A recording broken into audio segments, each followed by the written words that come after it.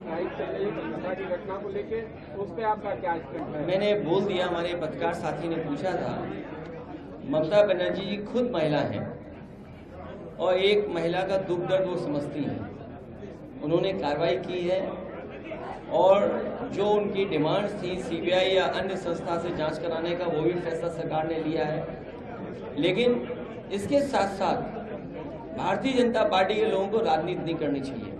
और अगर बंगाल के बारे में इतनी चिंता है, स्वाभाविक है, जो घटना हुई है उस हिसाब से जो लोग डॉक्टर्स हैं सब लोग स्ट्राइक पे गए हैं। लेकिन बीजेपी को घटनाओं से राजनीतिक लाभ नहीं लेना चाहिए। किसी भी घटना से राजनीतिक लाभ नहीं लेना चाहिए बीजेपी को। आप बताइए, सोनभद्र में जो बेटी के साथ हुआ है उसमें क्या बीजेपी कर रही है?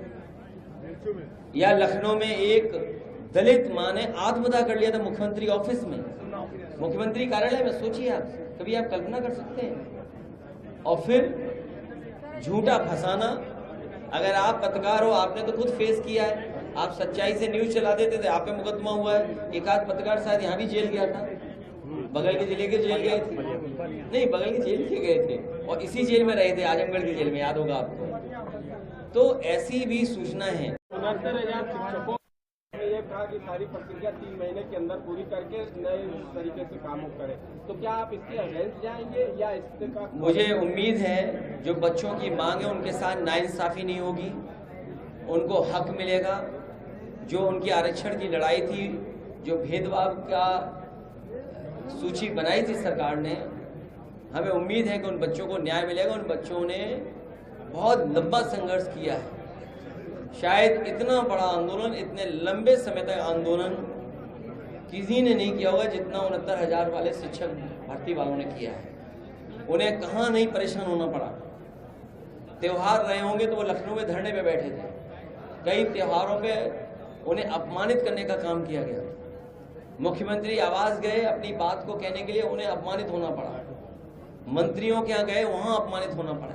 हम लोगों से जितने भी पॉलिटिकल लीडर हैं, सबसे अलग अलग समय पे अलग अलग ग्रुप मिला है। आज उन्हें न्याय मिला है। हमें उम्मीद है कि सरकार उनका न्याय देगी, उनके साथ नाइंसाफी नहीं करेगी और सरकार ये भी आगे ध्यान रखेगी कि इस तरह का भेदभाव किसी के साथ नहीं हो।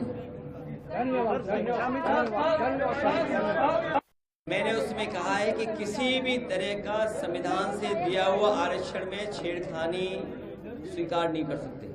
2027 का चुनाव होने जा रहा है। बीजेपी ऐसी घबराई हुई है कि उन्हें पता ही नहीं लग रहा है कि किस दिशा में जाएं।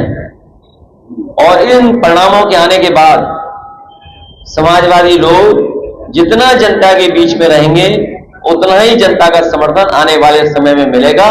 और हमें पूरा भरोसा है कि जो समाजवादियों की प्रोग्रेसिव पॉलिटिक्स रही है, जो समाजवादियों की पॉजिटिव पॉलिटिक्स है, जो समाजवादियों की खुशहाली की राजनीति है, जो समाजवादियों की भेदभाव मिटाने की राजनीति है, जो समाजवादियों को जो विरासत में मिला है कि खाई कैसे कम हो, अमीरी गरीबी की उस दिशा में लगातार काम करेंगे।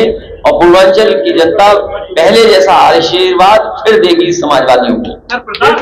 अभी जब हाल ही में जब 5 में स्थान पे बताने वाली सरकार ने कहा कि अर्थव्यवस्था 5वें स्थान पर पहुंच गई है और 3रे स्थान पे ले जाने वाले हैं। इसका मतलब ये नहीं है कि हमारे किसानों की और नौजवानों की या व्यापारियों की आय बढ़ गई हो। अभी भी प्रति व्यक्ति आय नहीं बढ़ी है, वो आंकड़ों में तो दिखती है लेकिन सच्चाई में नहीं है वो। और दूसरा सुझाव हम लोगों ने दिया था, यही पूर्वांचल एक्सप्रेसवे को लेकर के, अगर ये 25 किलोमीटर और जोड़ दें गाजीपुर के हमारे पखनपुरा गांव से, और जो बक्सर से सड़क बनकर के आ रही है, तो भागलपुर से लेकर के सीधा दिल्ली तक आपको एक्सप्रेसवे मिल जाएगा। और इसी एक्सप्रेसवे किनारे जब मंडियां बन जाएंगी, जो हमारे योजना थी जिसको आधा अधूरा बीजेपी ने छोड़ दिया है, हम पूर्वांचल की जनता को भरोसा दिलाते हैं कि समाजवादियों की सरकार बनाइए, इस सड़क के किनारे नौकरी, रोजगार और किसानों को सुविधा दिलाने का काम करेंगे।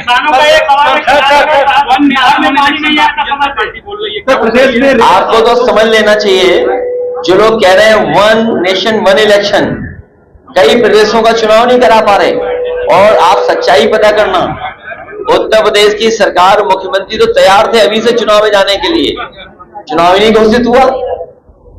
तो वो जो तैयारी कर रहे थे ट्रांसफर कर करके, और सोचिए क्या ट्रांसफर कर रहे हैं, एमवाई ढूंढ रहे हैं कि अगर उन्हें एमवाई दिख जाए तो उसका ट्रांसफर कर दें। पीडीए ने एमवाई को हराया है। अब आप पूछोगे एमवाई क्या है? दिल्ली वाले और लखनऊ वालों को हराया है पीडीए ने।